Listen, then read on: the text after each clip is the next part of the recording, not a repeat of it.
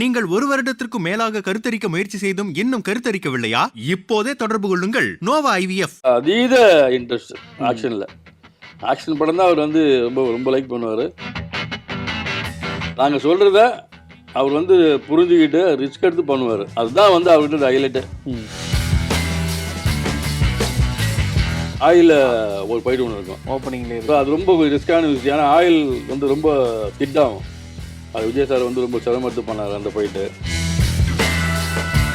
ஸ்டார்ட்ல Vijay sir அப்படின்னு இருப்பாரு. நம்ம கொஞ்சம் குடிவாங்க. ஒரு மாதிரி கண்ணுலாம் ஒரு மாதிரி டக்குனு ஒரு மாதிரி ஆகும் பாருங்க. அந்த கையை எப்படி கொண்டு வர்றது, எப்படி உடைக்கிறது, அதை ரிலீஸ் பண்றது. அப்புறம் டைரக்டரை வந்து ஸ்டைல் பண்ணி காமிப்பாரு.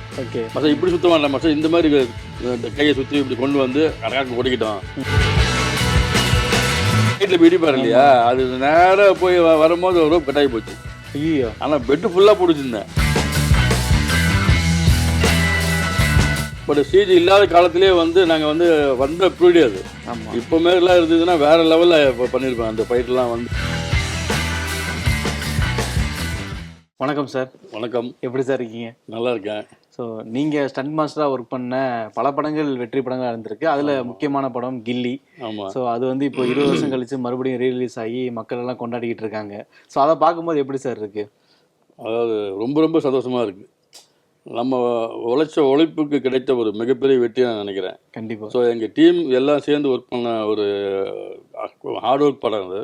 இப்போ அந்த படம் வந்து இன்றைக்கி ரீமேக்கு இப்போ திருப்பி வந்து ரிலீஸ் ஆகி நல்லா போயிட்டுருக்குன்னு கேள்விப்படும் போது எங்கள் டீமுக்கு அத்தனை பேருக்கும் ரொம்ப சந்தோஷம். அது குறிப்பாக நான் தர்ணி சாருக்கும் விஜய் சாருக்கும் நன்றி சொல்லி ஆகணும். கண்டிப்பாக. ஏன்னா வந்து 2 பேருமே மிக கடுமையாக ரொம்ப உழைச்சாங்க. தர்ணி சார் ரொம்ப ஹார்ட் ஒர்க் பண்ணார் அந்த படத்துக்காக. நிறைய விஷயங்கள் வந்து அந்த படத்துக்காக மாற்றினார்.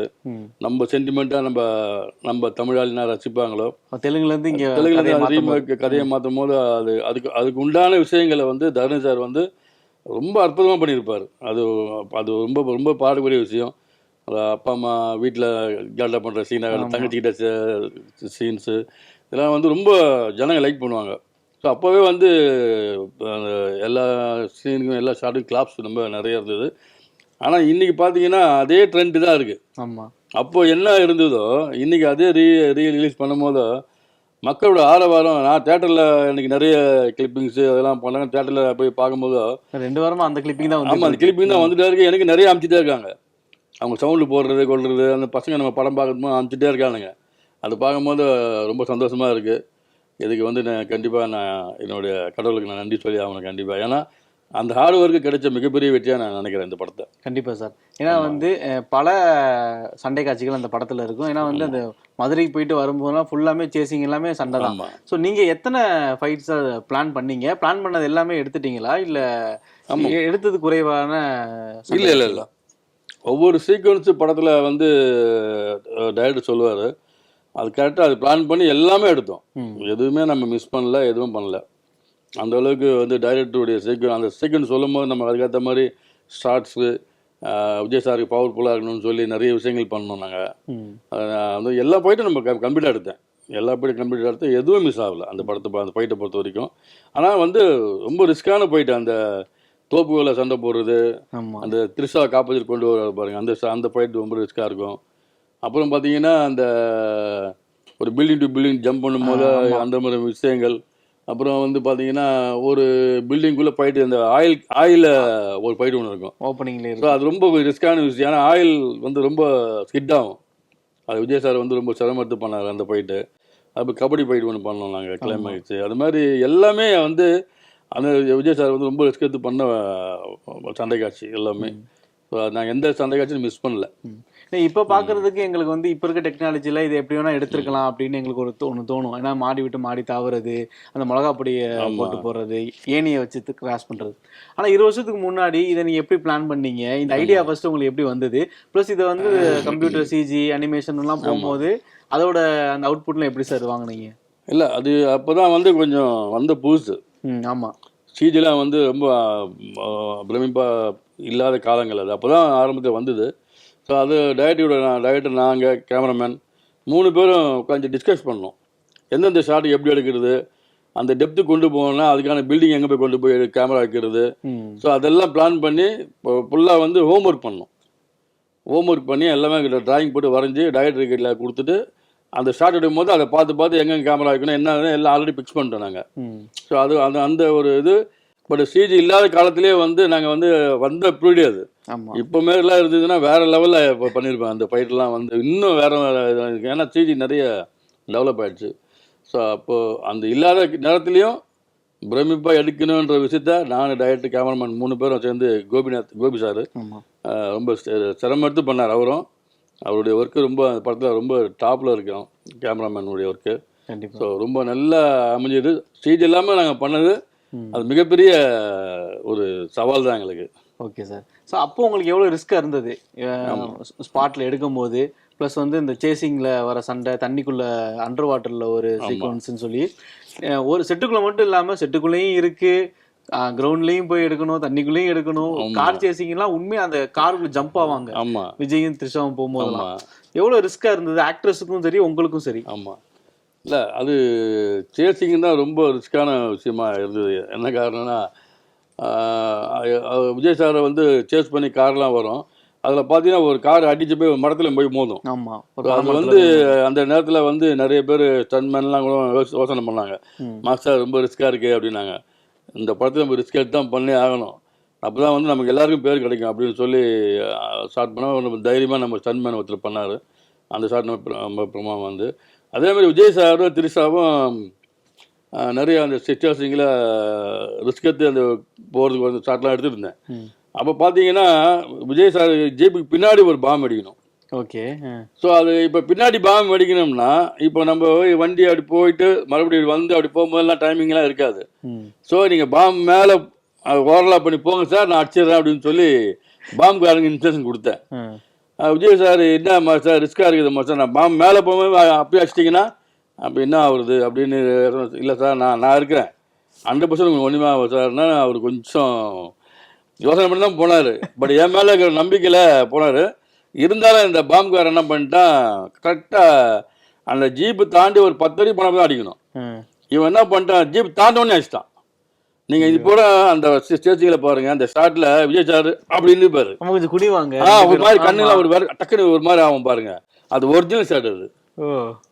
அப்படி போய் பார்த்து என்னை பார்த்து ஒரு பார்த்து மாஸ்டர் நான் சொன்னேன், நீங்கள் இந்த மாதிரி இல்லை சார் நான் கரெக்டாக சொன்னேன், இந்த பாம்பு வெயிட் பண்ணுறான்னு சொன்னேன், நீங்கள் தாண்டக்குள்ள கொஞ்சம் பின்னாடி அடிச்சிட்டாங்க சார், சாரி சார்ண்ணே, ஓகே மாஸ்டர் இது மாதிரி பார்த்து கேர்ஃபுல்லாக பண்ணுங்க அப்படி இப்படி சொன்னார். ஸோ அந்த மாதிரி ரிஸ்கான விஷயங்கள் வந்து அந்த படத்தில் ஏகப்பட்ட மேட்ரு இருக்குது. அங்கே ரோப்பில் எப்படி தொங்கிட்டு இப்படி ஒருத்தர் மேலே போகுது, கீழே வர்றது, அந்த மாதிரி பில்டிங் டு பில்டிங் இறங்கும் போதெல்லாம் இந்த போலீஸ்காரர் கீழே வந்து இதாக பண்ணுறது, அதுக்கு ரோப்பை கஷ்டப்பட்டு பண்ணோம். அப்புறம் ரோப்பு எரேசிங்லாம் வந்து ரொம்ப ரிஸ்கான டைம். அது எரேசிங்லாம் வந்து ரொம்ப டீட்டெயிலாக வராத ஒரு காலங்கள். அந்த டைம்லேயே வந்து அவர் அந்த ஜம்ப் பண்ணி பண்ணுறதுக்கு ஒரு இதெல்லாம் எடுத்தோம் ரிஸ்க். இது ஒன்று. அப்புறம் அந்த தோப்பில் திருஷா காப்பாற்றுறது ரிஸ்க்காக. அதில் வந்து பார்த்தீங்கன்னா சேத்துல ஓடி வரணும். ஸோ எங்களுக்கு என்ன பையன்னா சேத்துல ஓடி வழிக்கு கீழே வந்துட போகிறாரு அப்படின்றது ஒரு அச்சா இருந்தது. பட் அவர் தூக்கிட்டு ஓடி வந்தார், தைரியமாக தூக்கிட்டு ஓடி வந்து பண்ணி அந்த ஃபைட்டு ரொம்ப பிரமமாக அமைஞ்சது. அதே மாதிரி ஆந்திரா போய் ஒரு ஃபைட் எடுத்தோம், கிளைமேக்ஸ் ஃபைட்டு. அந்த ஃபைட்டு ரொம்ப நல்லா வந்தது. அதாவது எல்லா ஃபைட்டுமே வந்து விஜய் சார் ரிஸ்க் எடுத்து பண்ணியிருப்பார். அது வந்து ரசிகர்கிட்ட இன்றைக்கும் மிகப்பெரிய வரவேற்பில் இருக்குது, கிளாப்ஸ் தேட்டரில். ஆமாம். ஸோ அது நினைக்கும் போது நம்ம சந்தோஷமாக இருக்குது எனக்கு. ஸோ தனியாக ஃபைட்டுங்கிறப்போ கம்போஸ் பண்ணி எடுக்கிறது அது ஒரு கேட்டகரி. நான் இந்த படத்தில் கபடி விளையாடும் ஒரு சண்டைலாம் நடக்கும். ஆமாம். அவங்க வந்து பிளேடை வச்சு கீச்ச வருவாங்க. அங்கே ஒரு அது சண்டை மாதிரி தெரியவும் கூடாது, கபடி மாதிரியும் தெரியும், ஒரு பேலன்சிங் இருக்கணும். அதை எப்படி கம்போஸ் பண்ணீங்க சார்? அது எப்படின்னா இப்போ டைரக்டர் நம்ம ஒரு சீக்வன்ஸ் பேசுவோம் இல்லையா, சீக்வன்ஸ் பேசும்போது அவர் சொல்லுவார், மாஸ்டர் இந்த சீக்வன்ஸில் இப்படி ஒருத்தன் பண்ணுறான், ஒருத்தன் காலை தட்டி விடுறான், அவன் மேலே ஒரு 10 பேர் படுக்கிறாங்க, அது எப்படி சமாளிச்சுட்டு போகிறாரு, ஒருத்தன் பிளேடு எடுத்து காட்டுவான் அப்படின்னு சொல்லும் போது நம்ம ஒரு கதையாக அவர் வந்து இதெல்லாம் வந்து உள்ளே வரணும். எனக்கு இப்போ கபடி மட்டும் வெறும் கபடியாக இருக்கக்கூடாது, அந்த கபடியை ஜெயிக்கக்கூடாதுன்ற அளவுக்கு பிளான் பண்ணுவானுங்க அப்படின்னு ஒரு சீக்வன்ஸ் சொல்லும் போது நம்ம கம்போஸ் பண்ணுவோம்ல. கம்போஸ் பண்ணும்போது அந்த பிளேடு கொண்டு வர்றது, க்ளோஸ்அப் ஷாட், அது இதுன்னு சொல்லி பில்டப் பண்ணுறது எல்லாம் அதுக்கேற்ற மாதிரி அவர் சொன்ன கதைக்கேற்ற மாதிரி அப்படியே நூல் பிடிச்ச மாதிரி அதை லிங்க் பண்ணுவோம். ஓகே. ஸோ லிங்க் பண்ணி எடுக்கும் போது பார்த்தீங்கன்னா அவர் சொன்ன மேட்டர் எல்லாமே உள்ளே வந்துடும். ஸோ அதனால தான் வந்து அந்த கபடி இப்படிய அந்த சீக்வன்ஸ் ரொம்ப பிரமாதமாக அமைஞ்சது. அது ஓகே. அதே மாதிரி விஜய் சாரோட கெரியர்லயுமே வந்து அப்பதான் அவர் வந்து ஆக்ஷன் ட்ரை பண்ண வராரு. அதாவது ஃபுல் படமா ஒரு ஆக்ஷன் ஹீரோவா ஆமா கில்லியா இருக்கட்டும், மதுரையா இருக்கட்டும் அப்பதான் ஆரம்பிக்கிறாரு. ஸோ அப்போ ஒரு ஹீரோ ஆக்ஷன் ஹீரோவா மாறுறாருன்னும் போது அது உங்களோட வேலை தான் அதிகம் அதுல. ஆமா அவர் கண்டிப்பா. எப்படி ஒரு ஆக்ஷன் ஹீரோ நம்ப வைக்கணும் மக்கள்கிட்ட ஒரு ஒரு கன்வின்சிங்கா இருக்கணும் அப்படின்றது. அதுக்கு உங்களோட ஒர்க் பர்சனலா எப்படி இருந்தது? அது சம்பந்தமா நீங்க விஜய் சார் பேசிக்கிட்ட ஏதாவது கான்வர்சேஷன் ஏதாவது இருக்கா? இல்லை கான்வர்சேஷன்றது ஒன்றும் இல்லை. விஜய் சார் வந்து பார்த்தீங்கன்னா அப்போ தான் வந்து ஒரு ஆக்ஷன் ஹீரோவாக அப்கமிங்கில் வர டைம் அது. அதுக்கு முன்னாடி வந்து திருமலை பண்ணார்னு நினைக்கிறேன். ஆமா. ஸோ திருமலையில் தான் ஸ்டார்டிங் ஆகுது அவருடைய கேரியர், அதாவது ஒரு ஆக்ஷன் ஹீரோவாக கொண்டு வர்றது. அதுக்கு முன்னாடி லவ் அப்படி இப்படி அப்படியே போயிட்டு இருந்தது. திருமலை வந்து அவருக்கு ஒரு ட்ரைனிங் பகவதியில லைட்டா டச் பண்ணுவாரு. திருமலை கொஞ்சம் ஸ்டடி பண்ணுவார். கில்லி தான் கில்லி வந்து டாப் மோஸ்ட் கொண்டு போயிடுச்சு அவர். ஆமா. ஸோ அது வந்து அவர் என்ன சொல்கிறேன்னே, அந்த படத்தில் வந்து நான் ஒன்றுமே இல்லை சார். நார்மலாக எப்போவுமே விஜய் சார் வந்து நடிக்கிறது தான், எப்போவுமே வர்றது தான், எப்போவுமே பழகிற மாதிரி தான் பழகினார். நாங்கள் சொல்கிறத அவர் வந்து புரிஞ்சுக்கிட்டு ரிஸ்க் எடுத்து பண்ணுவார். அதுதான் வந்து அவர்கிட்ட ஹைலைட்டு. எதையுமே வந்து நான் பண்ண மாட்டேன் அப்படின்னு சொன்னதே கிடையாது அந்த படத்தை பொறுத்த வரைக்கும்.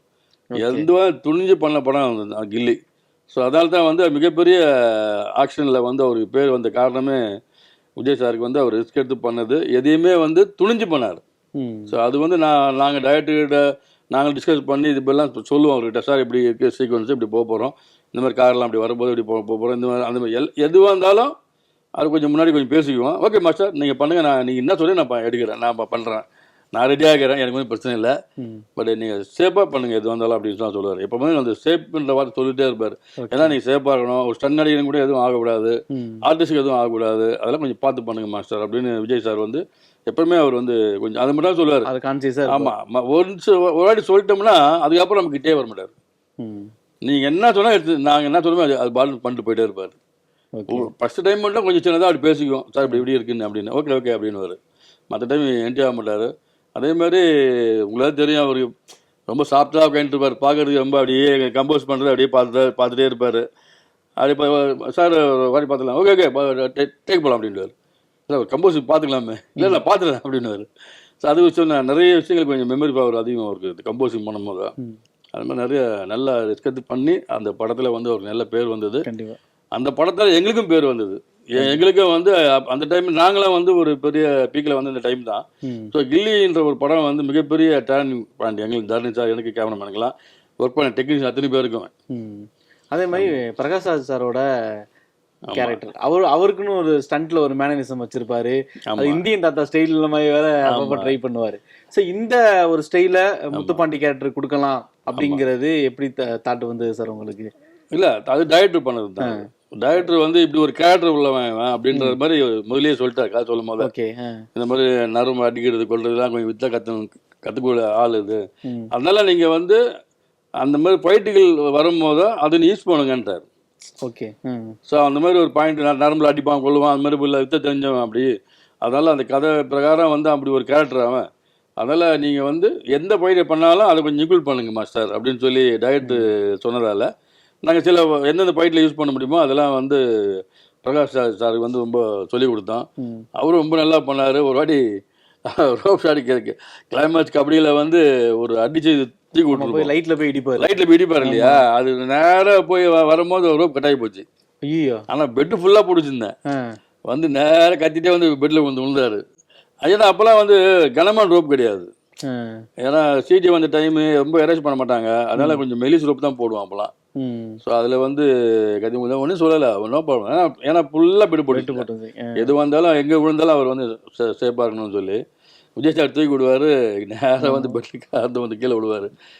என்ன மாஸ்டர் ஓகே சார் அப்படின்னா ஓகே மாஸ்டர் நோ ப்ராப்ளம் அப்படின்ட்டாரு. அதனால் பிரகாஷ் ராஜ் சார் பொறுத்த வரைக்கும் அந்த படத்துக்கு ஒரு பெரிய ப்ளஸ் அவர் தான். ஆமாம், அது டைலாகா டெலிவரியாக இருக்கட்டும், அந்த ஸ்டைலாக இருக்கட்டும், ஆக்டிங் எல்லாமே பிரகாஷ் ராஜ் சார் பிச்சு ஒதுக்கிப்பார். அது ஒரு பெரிய பலம் அந்த படத்துக்கு பிரகாஷ் ராஜ் சார்.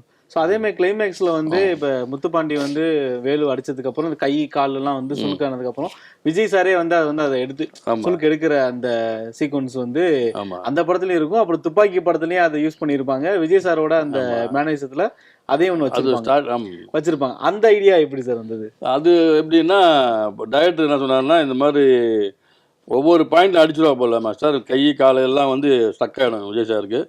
அதை வந்து இது பண்ணணும். அவர் வந்து பில்டப் பண்ணுறதுக்காக நம்ம சில ஷார்ட்லாம் எடுக்கணுமா சார், என்ன பண்ணலாம் அப்படி கேட்போம். சரி நான் பண்ணுறேன் சார் அப்படின்னு சொல்லி நம்ம கொஞ்சம் ஐடியா பண்ணிவிட்டு அதை அந்த கையை எப்படி கொண்டு வர்றது, எப்படி உடைக்கிறது, அதை ரிலீஸ் பண்ணுறது, அப்புறம் டைரக்டரை வந்து அவர் ஸ்டைல் பண்ணி காமிப்பார். மாஸ்டர் இப்படி சுத்த வேண்டாம் மாஸ்டர், இந்த மாதிரி கையை சுற்றி இப்படி கொண்டு வந்து கரெக்டாக உடைக்கிட்டோம் அப்படின்னு டைரக்டர் ஒன்று சொல்லுவார். அப்போ நான் ஒன்று, அப்புறம் காலுக்கு எப்படி ஸ்டார்ட் வைக்கிறது, இந்த மாதிரி நாங்கள் 2 பேரும் நான் டைரக்டர் தான் ரொம்ப அவரு என்ன என்கரேஜ் பண்ணிட்டே இருப்பார். தனுஷ் சார் பொறுத்த வரைக்கும் எப்படின்னா ஆக்ஷன்னா அவ்வளோ உயிர் அவருக்கு. ஏன்னா நாங்கள் 2 பேரும் வந்து சேர்ந்து பண்ணும்போது அவர் வந்து ஆக்ஷன்னா எனக்கு இப்படி தான் வேணும், எனக்கு இப்படி இருக்கணும் அப்படின்னு அந்த மாதிரி ஒரு இது பண்ணாரு. அதான் நானும் ஒரு கேள்வியாக வச்சிருக்கேன் நான். அவரோட ஸ்கிரிப்ட்ல ஆக்ஷன் எவ்வளோ முக்கியத்துவம் இருக்கும் அப்படின்னு. ஏன்னா நீங்க அவரோட எதிரும் புதிரும் படத்துல இருந்து தில் தூள் கில்லி குருவி வரைக்கும் ஃபுல்லா ஒர்க் பண்ணிருக்கீங்க.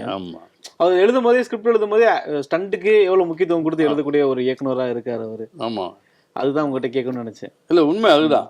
அவர் வந்து எப்படின்னா நீங்கள் இந்த தூள் படத்தில் கூட பார்த்தீங்கன்னா இன்ட்ரோல் பிளாக் போயிட்டு பார்த்தீங்கன்னா பெரிய லெவலில் பேசப்பட்ட போயிட்டு அது. ஆமாம், அவர் வந்து சீக்வன்ஸ் கொண்டு வந்தாருன்னா இப்படி சொல்லுவார் மாஸ்டர், இப்படி சொல்லுவார். நம்ம சொல்லும் போதே நமக்கு ஒரு நாமளும் ஒரு ஹீரோயிசமாக ஆகிடுவோம் அந்த நேரத்தில். நம்ம ஒரு ஹீரோவாக இருந்தால் எவ்வளோ எமோஷன் பண்ணி அடிப்போம்னு சொல்லி சில விஷயங்கள்லாம் இருக்கு இல்லையா, அந்த மாதிரி வந்து அவர் கரெக்டாக கண்டெம்ட் கொண்டு வந்துடுவார். ஒரு அதாவது ஆடியன்ஸை உஸ்பேத்துவார். எப்படா அடிக்க போகிறேன்ற விஷயத்தை நல்லா பில்டப் பண்ணியிருப்பார். தூளாட்டம் கில்லியாடு எல்லாமே பார்த்தீங்கன்னா அப்படி தான் பண்ணுவார். ஸோ அது ஆக்ஷனில் வந்து ரொம்ப அவருக்கு வந்து அதாவது அதீத இன்ட்ரெஸ்ட் ஆக்ஷனில். ஆக்ஷன் படம் தான் அவர் வந்து ரொம்ப ரொம்ப லைக் பண்ணுவார். அந்த விஷயங்கள் சொல்லுவார் நிறைய, எப்படி பண்ணணும், எதை பண்ணணும், எப்படி பண்ணால் நல்லாயிருக்கும்னு சொல்லி. இன்னும் சில ஷாட்லாம் நான் கொஞ்சம் பண்ணி காமிப்பேன், அது அவருக்கு பிடிக்காமல் போயிடும். பட் ஆனால் எடிட்டிங்கில் பார்த்து சவுண்டுங்கெலாம் போடும்போது மாஸ்டர் சாரி மாஸ்டர் நல்லா வந்திருக்கு மாஸ்டர், நான் அப்போ வந்து அது எனக்கு பிடிக்கல. அது இல்லை சார், நீங்கள் சொல்கிற எமோஷன் அது, அந்த எமோஷன் நானும் பண்ணி ஆகணும் இல்லையா, உங்கள் கண்ணோட்டத்துக்கு ஒரு மாதிரி இருக்கும், என் கண்ணோட்டத்துக்கு ஒரு மாதிரி இருக்குங்க சார். அப்படிலாம் நாங்கள் 2 பேரும் கலந்து பேசி இது பண்ணி தான் சில மிகப்பெரிய ஆக்ஷனை கொண்டு வந்தது எல்லா படத்துலையுமே. Okay sir. ஆமாம். ஸோ இப்போ கில்லி பற்றி நம்ம நிறைய விஷயங்கள் இன்னைக்கு பேசிட்டோம். ஸோ அடுத்தடுத்த கேள்விகளும் இருக்குது, மற்ற படங்களை பற்றி இருக்குது, அதை பற்றியும் அப்படியே பேசிடுறேன் சார். நீங்கள் 1 வருடத்திற்கும் மேலாக கருத்தரிக்க முயற்சி செய்தும் இன்னும் கருத்தரிக்கவில்லையா? நோவா IVF-இன் முன்னணி கருவுறுதல் நிபுணர்களுடன் இலவசமாக ஆலோசனை செய்யுங்கள். விகடன் வெல்கம் பேக் இப்ப வெறும் 29 ரூபாயில். ஜூனியர் விகடன், ஆனந்த விகடன், நாணயம் விகடன் உள்ளிட்ட 8 டிஜிட்டல் இதழ்கள், வேல்பாரி, நீரதிகாரம், அணிலாடம் 3 உள்ளிட்ட கிளாசிக் தொடர்கள், சுஜாதா, S. ராமகிருஷ்ணன், அசோகமித்ரன் உள்ளிட்ட நட்சத்திர எழுத்தாளர்களின் சிறுகதைகள் என 29 ரூபாயில் 3 மாதங்களுக்கு விகடனை அன்லிமிட்டடாக படிக்க இப்போதே சப்ஸ்கிரைப் செய்திடுங்கள்.